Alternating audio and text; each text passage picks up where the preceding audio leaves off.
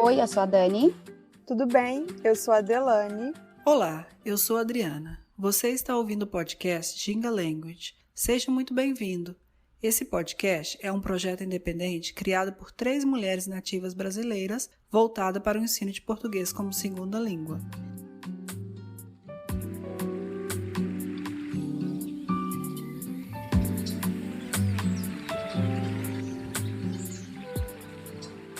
Episódio de hoje, Ayahuasca, minha experiência tomando o Santo Daime.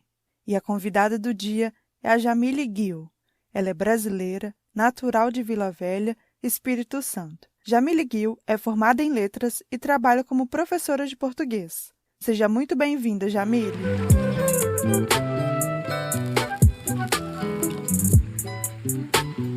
Olá, Jamile, tudo bem? Estamos aqui hoje com a Jamile, bom dia. Bom dia, boa tarde, boa noite, né? Exatamente. Hoje a gente vai falar sobre um assunto bem interessante, gente, bem interessante. E a Jamile tem algumas informações aí que ela vai nos ajudar a entender um pouco mais. Nós vamos falar um pouco sobre a Ayahuasca. Então, assim, para já começar, explica pra gente um pouco o que é a Ayahuasca.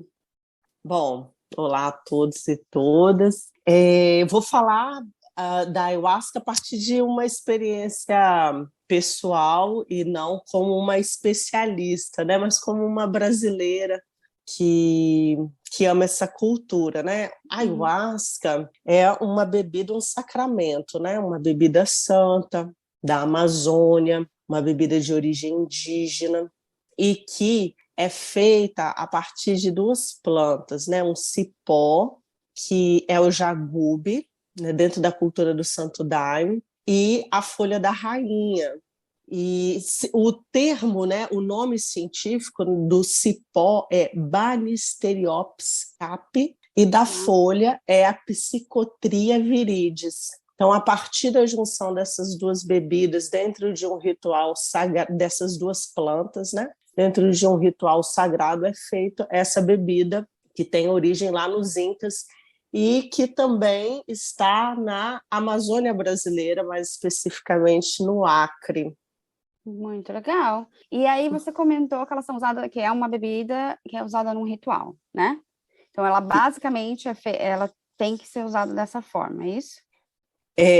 A bebida tem que ser usada dentro de um ritual. No Brasil existem 3 grandes assim religiões, né? Três vertentes que usam a ayahuasca, que é o Santo Daime, que a bebida é conhecida como Santo Daime também, é o chá do Santo Daime, e tem a união do vegetal, e tem a barquinha, né? E isso, claro, são religiões assim, cristãs, mas a ayahuasca é utilizada, né, originalmente pelos indígenas, tá? E esse processo vai ganhando outras proporções, né? Se expandindo. Interessante. E aí, dessas 3 religiões, qual que você segue? Assim, em qual que você está incluída? Eu comecei na União do Vegetal e aí depois eu fui para o Santo Daime.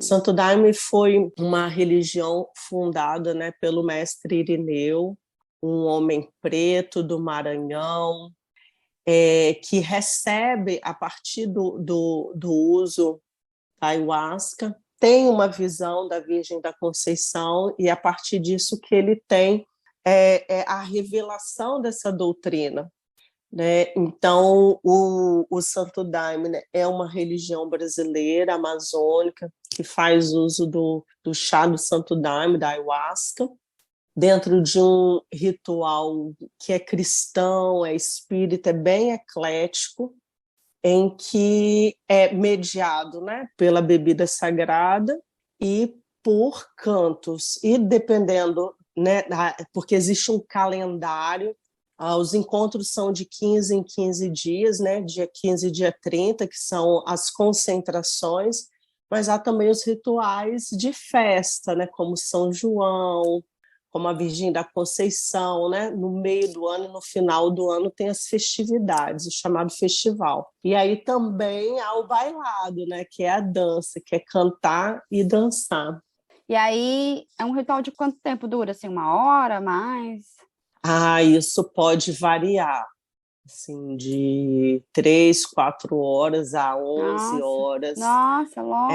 Como as festividades, assim, são rituais grandes, em que você canta um inário inteiro, né? Que o inário, por exemplo, né? O cruzeiro, que é o inário que o mestre Irineu recebeu, e aí a gente pode passar aí umas longas horas bailando e cantando e tomando ayahuasca. Ah, então a ayahuasca acontece no processo. Ele não é uma parte, por exemplo, sei lá, no final ou no meio. Ele vai acontecendo e as outras coisas vão acontecendo. Tudo é muito bem organizado, assim, e calculado, né? O intervalo dos tempos, a quantidade, né, da bebida, tudo é muito regulado. Então, esse ritual ele pode ser longo e é uma jornada, eu digo que é a jornada interior. Como que você entrou nesse mundo, assim, do Santo Daime, ou do ayahuasca, assim? O que te despertou? Como que você começou? Como você soube? Eu acho que todo mundo que procura uma resposta espiritual, boa parte do tempo está em busca de uma cura, né? Tá com alguma ferida, você quer se curar de alguma questão, e aí foi essa necessidade, assim, de me entender o que está dando errado, por que isso aqui está se repetindo? Será que tem alguma resposta espiritual para isso? Né? Então eu comecei a me interrogar e no círculo de amigos, né, tava essa novidade, né, entre os amigos, essa novidade. Então eu chego por meio de uma amiga, que me fala, me apresenta, e aí eu comecei a ir numa casinha muito simples, né, de uma senhora, assim, uma pessoa muito iluminada, da União do Vegetal, e começo a participar e a encontrar as minhas respostas, né? E depois eu fui a um ritual do Santo Daime, numa igreja, no meio da floresta, e foi uma experiência muito marcante, em que eu olhei para mim e falei, agora eu sei o que eu vou fazer com a minha questão. Porque a gente se faz, né, perguntas interiores, e quando a gente alcança a resposta, a gente consegue dar nome àquilo, dar nome àquela dor, dar nome àquela ferida, a gente olha, mas e aí, o que eu vou fazer com isso? Então, esse trabalho de cantar e dançar me ajudou a ir construindo um caminho do que fazer, né, com as minhas questões. Jamília, ficou uma questão aqui que eu fiquei pensando. Será que isso seria para você? Você entendia isso como uma revelação?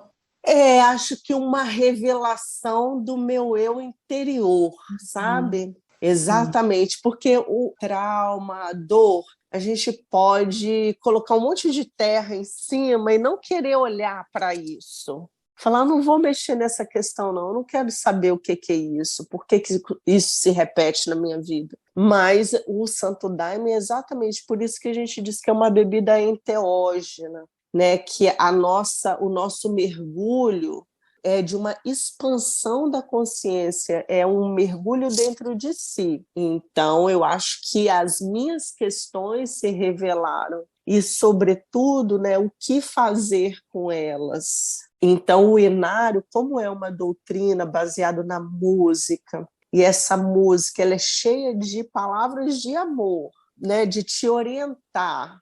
Ali você vai cantando e aquelas letras são as orientações e para mim, assim, a experiência de cura mais profunda foi o de perdoar, sabe? Aprender a perdoar, assim. Então, essa jornada interior me ajudou a me livrar de uma amarra. Claro que ao longo da vida outras questões vão surgindo, né? Mas pelo menos algumas assim que nos prendem mais, né? O que me prendia mais de conseguir por meio do perdão resolver, mas a jornada da vida, a gente vai se machucando e vai se magoando e vai tendo que perdoar. E como é que você vai seguir? Eu acho que é isso, assim, para mim, o de mais revelador. Você falou pra gente que tinha música, dança, né, no meio desse ritual. Então, você pode explicar, assim, mais ou menos pra gente como que funciona? Qual que é o escopo, assim, de um ritual? Não sei se todos são iguais, mas, basicamente, o ritual é composto do quê?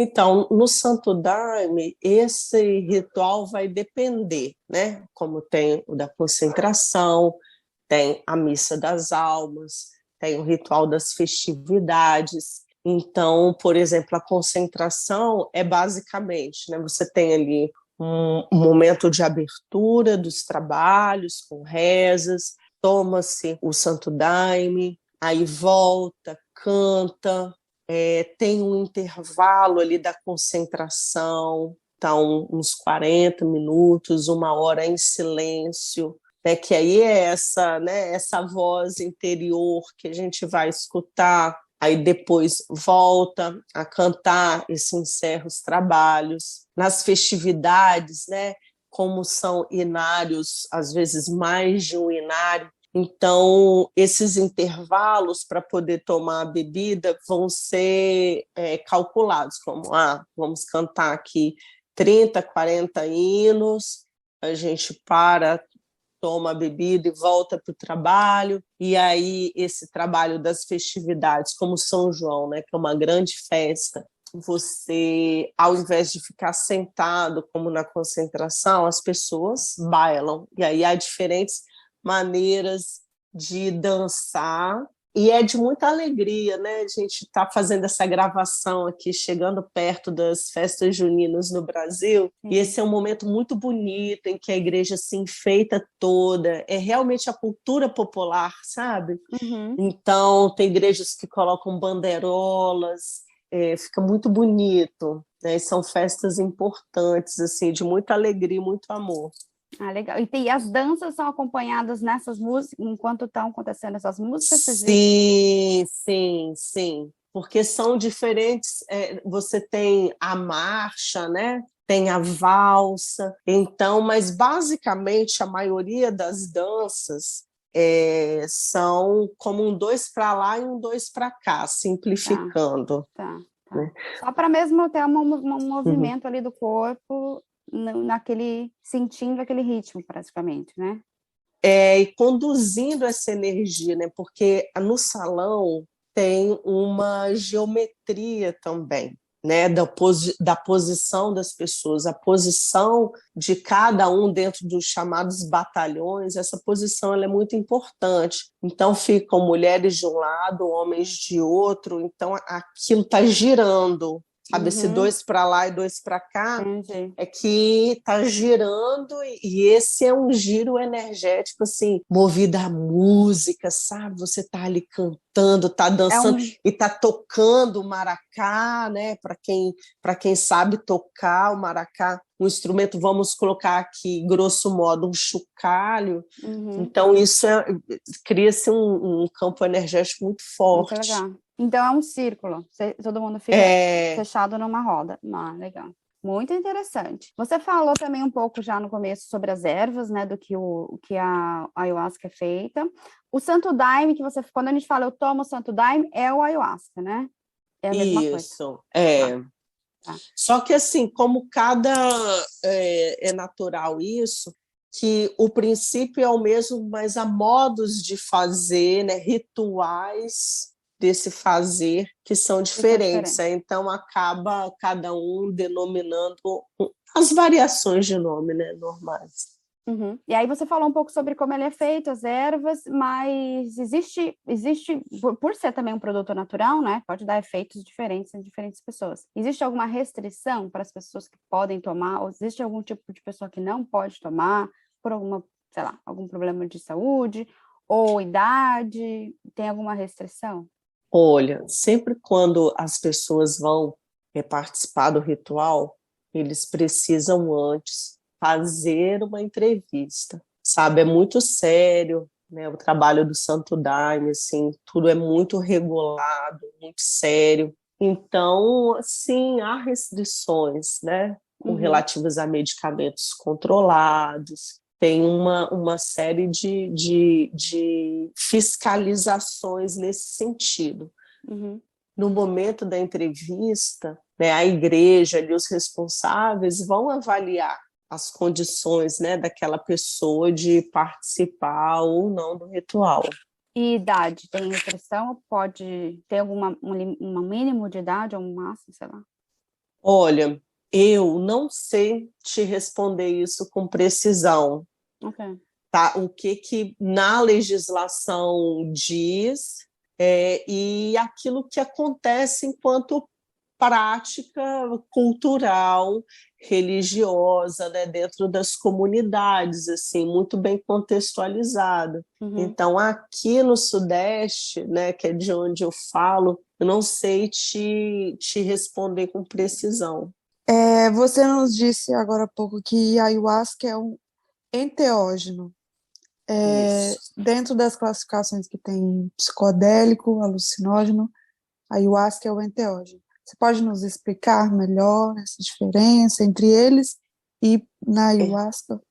Então, essas propriedades enteógenas é o quê? Que produz uma expansão de consciência, né, responsável aí com, né, criar um contato com o plano espiritual, um encontro interior, né, com esse eu verdadeiro. Então, o enteógeno, ele produz isso, é como se você desse um mergulho para dentro de você. O alucinógeno, ele vai te produzir aí alucinações, né, no plano exterior. Então, basicamente, eu diria assim, em palavras simples, né, que é isso, que esse enteógeno provoca esse mergulho para o plano interior, sabe, em busca desse seu eu verdadeiro. Sim. E qual que é a frequência dos encontros? Bom, os encontros, eles acontecem de 15 em 15 dias, né, que são as concentrações. Então, todo dia 15 e todo dia 30 do mês. E toda a primeira segunda-feira tem uma missa das almas, né, que é um trabalho de caridade que é dedicado aos mortos. Quando chega no meio do ano, tem o festival. E aí vai ter uns trabalhos especiais, como São Pedro, São João, Santo Antônio. Aí quando chega no final do ano, então quer dizer, essa frequência de trabalhos aumenta, podendo ser até de uma em uma semana, né? Isso pode, há mais trabalhos durante as festividades. Mas o calendário, assim... E tem também, né, momentos especiais, como a Dia das Mães, Dia dos Pais. Aí tem um trabalho Dia das Mães, trabalho Dia dos Pais. Corpus Christi, né? Todo esse calendário... O calendário católico, ele está presente ali. Exato, né? eu reparei nessa semelhança. Os Tem períodos festivos. É um culto ecumênico, né? E claro que traz também trabalhos, né, de religiões de matriz africana. Um trabalho para Iemanjá, 2 de fevereiro, sabe? É bem interessante. É Brasil, né? Exato. Exatamente. Em toda a sua fala sobre o ritual, você sempre fala da música, né? A música está presente em todo o ritual. Qual que é o papel da música? Eu acho que o papel da música é como um catalisador, assim, aquilo que potencializa. É ela que traz a resposta, eu digo, porque nós, né, eu pelo menos assim, tenho a necessidade de nomear as coisas, né? De dar nome, de perguntar, de falar. Então, é por meio da música assim, que vem a resposta para o que você está procurando. É por meio da música que vem a doutrina, o que é ensinado. E é muito poético, né? Não só em termos... É lindo, não só em termos musicais, assim, mas em termos poéticos mesmo, das construções, das rimas, desse português que é um português caboclo, sabe? Que é um português ali da Amazônia, de pessoas muito simples. E eu, particularmente, acho isso muito bonito, né? E eu acho que é mais bonito ainda pela simplicidade desse português. Como que ensinamentos tão valiosos chegam de uma maneira, num português tão simples, tão bonito, tão especial.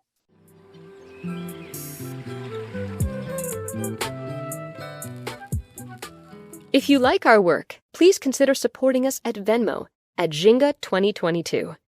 You can follow us on Instagram, Facebook, and Twitter at Ginga Language. We also offer free Brazilian Portuguese classes on meetup.com. And if you're interested in having classes with us, or if you have any comments or questions, please contact us at ginga.language@gmail.com. Thank you for listening. Tem algum lugar que a gente consiga ver as músicas cantadas? Eu vou indicar um site, né, que é o mais da doutrina do Santo Daime, que é www.santodaime.org, e aí lá as pessoas podem ter acesso aos inários, ter acesso às músicas, poder escutar, conhecer mais. Fica Sim. aí a dica. E o que você acha que mudou na sua vida depois que você começou a tomar ayahuasca?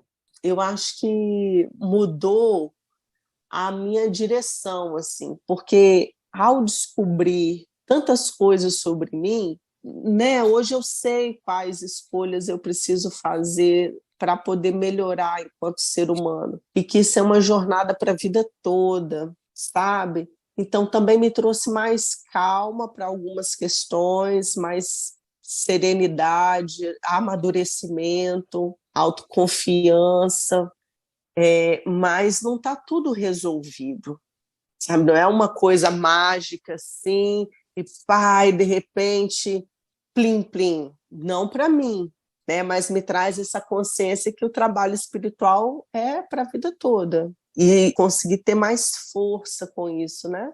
Com o Santo Daime, assim, mais força para poder perseverar em busca do meu desejo. Você tem alguma história interessante sobre a cura para nos contar?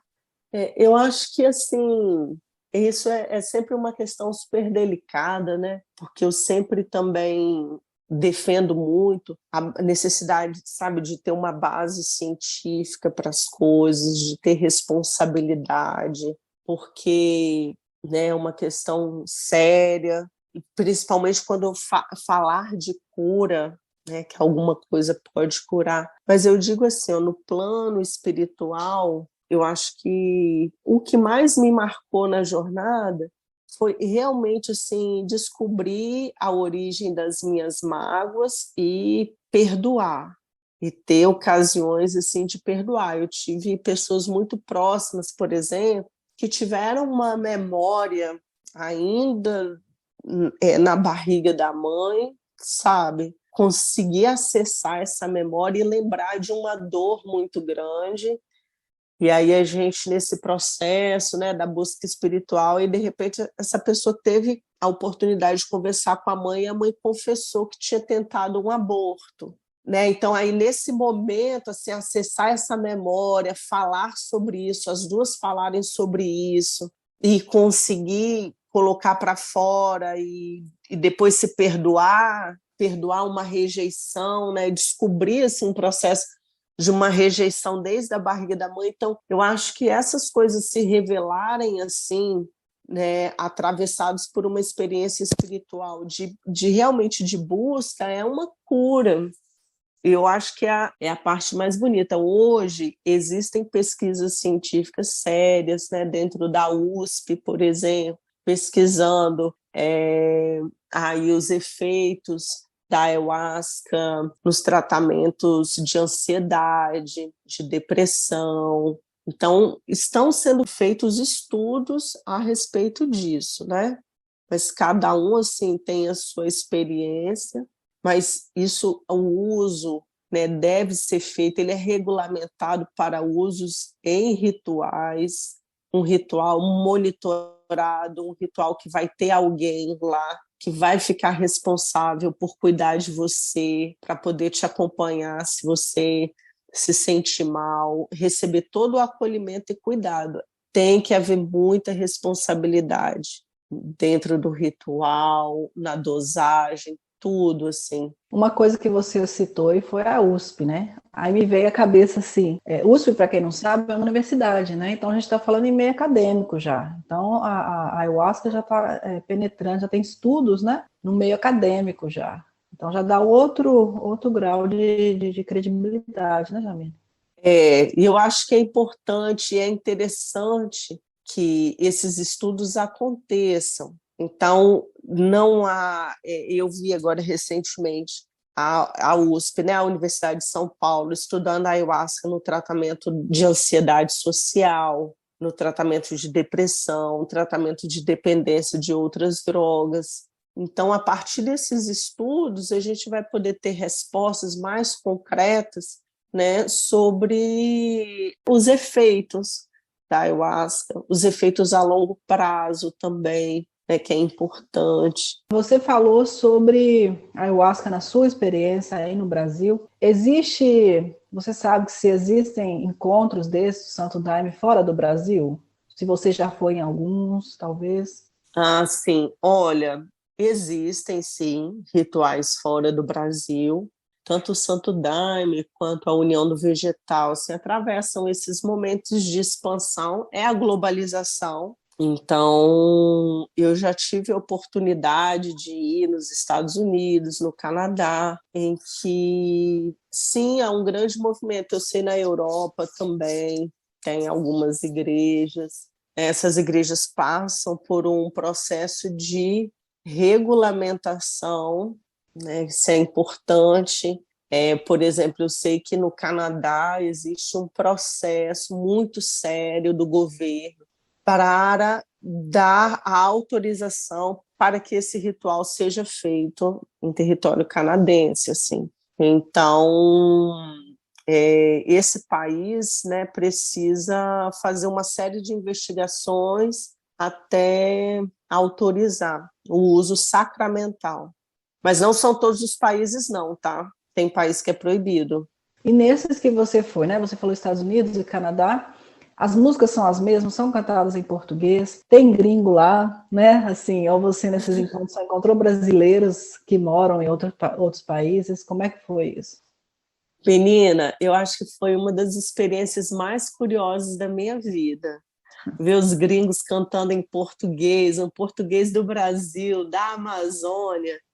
Então, é um ritual feito em português. Há momentos de reza, assim, que são feitas nas línguas de onde, né, o povo está, na língua local. E é interessante, assim, quando a gente pensa o Canadá e o Canadá francês, então tem assim, não, é em português, em francês, em inglês. Tem que rezar nessas línguas, ou também é muito interessante as traduções. Essas traduções são bem interessantes e como que há constantes processos de revisão dessas traduções para conseguir encontrar ali uma expressão daquela música na língua local, que é importante que a música, tendo esse papel tão fundamental, né, na doutrina do Santo Daime, é extremamente importante que quem está cantando compreenda o que está cantando, né? Porque a sabedoria não é só a bebida, é a poesia que vem com ela. Sim. Você falou do Brasil, agora falou dos Estados Unidos, do Canadá, mas existe algum país que o uso da ayahuasca é um ritual assim presente na cultura? Bom, existem sim outros países em que há o uso ritual da ayahuasca. O Peru é uma referência, né, no uso ritualístico da ayahuasca. É uma bebida que tem origem nos incas, né?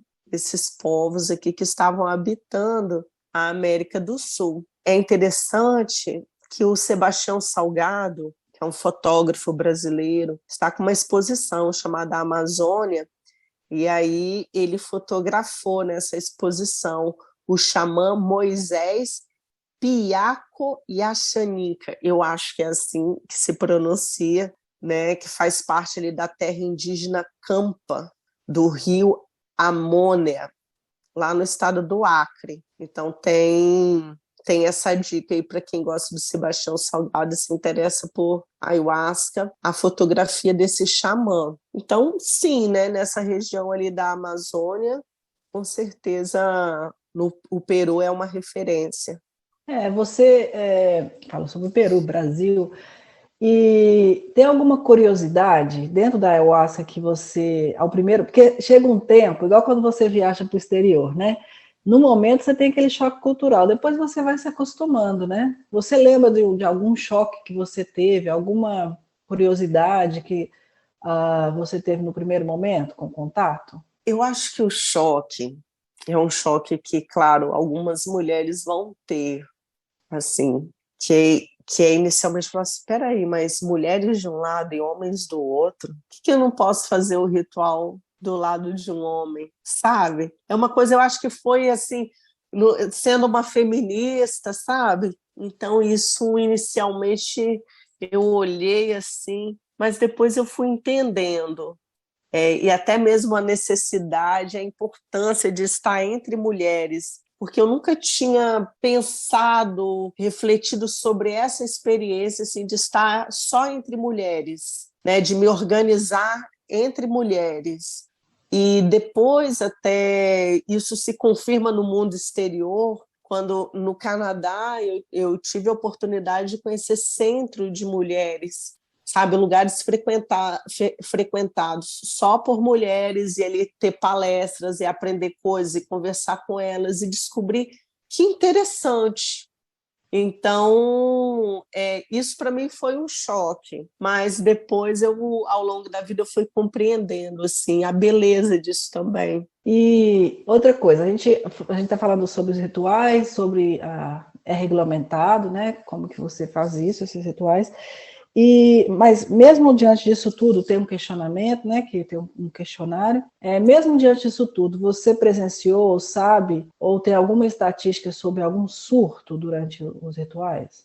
Olha, Adriana, esse é sempre um tema bem polêmico, né? Porque quando acontece, e acontece, já aconteceu, né, de ocorrer um surto, questões aí tiveram uma repercussão nacional, mas até onde eu sei, isso é complicado, eu não posso fazer uma afirmação aqui sem uma base assim, estatística. Eu não tenho esses números, mas já ouvi em debates sérios que a quantidade de surtos que acontecem dentro das religiões ayahuasqueiras é igualmente proporcional aos surtos que acontecem na vida, nos grupos em que as pessoas não fazem uso de ayahuasca. Então, as pessoas, né, os surtos, eles estão aí acontecendo na sociedade, mas acho que é importante, por isso, mais uma vez, a importância das pesquisas científicas, porque é uma prática cultural, né? Quando o Santo Daime ele foi regulamentado, as religiões ayahuasqueiras, é porque se compreendeu e foi feito um estudo muito sério na época. Gilberto Gil era o ministro da Cultura, então foi feito um estudo muito sério para poder compreender o uso ritualístico como um patrimônio cultural brasileiro. É algo que atravessa aí toda aquela Amazônia. Quer dizer, digo, né? A parte ali, a Amazônia Ocidental, o Acre, ali, o Peru, mas a questão toda é que as fronteiras se expandiram e hoje tem no mundo todo. Então, as pessoas podem ter acesso e fazer um uso fora do ritual, sem uma proteção, ou essa questão da entrevista, ela é muito importante para poder já ver aí os quadros, né? Pessoas com problemas psiquiátricos, com suas questões, isso tudo tem que, né, tem que ter muito cuidado com isso. Então, eu acho que cabe aí, cada dia mais, o fomento às pesquisas para poder dar essas estatísticas para a gente, para poder garantir segurança. Você falou de que tem uma regulamentação no ritual e tudo, mas você tem, além disso, alguma dica para quem quer participar do ritual? Olha, eu acho que assim, uma dica importante é quem for a primeira vez, se pudesse ir à Amazônia e fazer uma vivência numa tribo indígena, conhecer ali a cultura originalmente, é o ideal.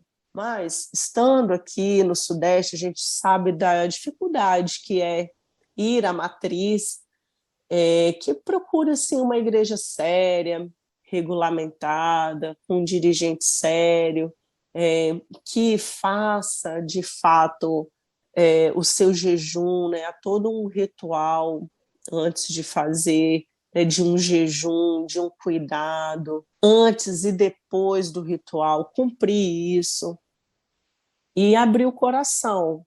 Uhum. E de mente aberta, né, Jamile?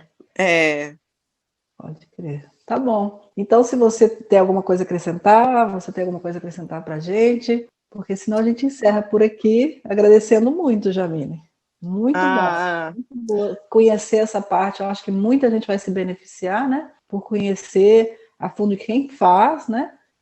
O uso e de quem pode falar para a gente de que realmente acontece, né? Ok, eu que agradeço o convite de vocês. Espero que quem esteja aí aprendendo português, que essa conversa tenha acrescentado um pouco mais da cultura brasileira. Eu vou deixar meu contato aqui. Eu sou professora de português para estrangeiros também. Ótimo. E vou deixar profa.jamile, 2 L's, né? Jamile, Gil, G-H-I-L, @gmail.com. E também a gente vai deixar também na descrição do episódio, até mesmo para ficar mais fácil para quem quiser acessar, a gente vai deixar um link lá para chegar até a Jamile, né? Para quem quiser ter uma conversa, até mesmo ela falou que é professora, então seria interessante para quem quiser entrar em contato, ter esse e-mail de contato, né? Ok, muito obrigada, meninas. Obrigada, Jamile. Obrigada pela participação, foi muito legal. Tá bom. Alô. Tchau. Tchau.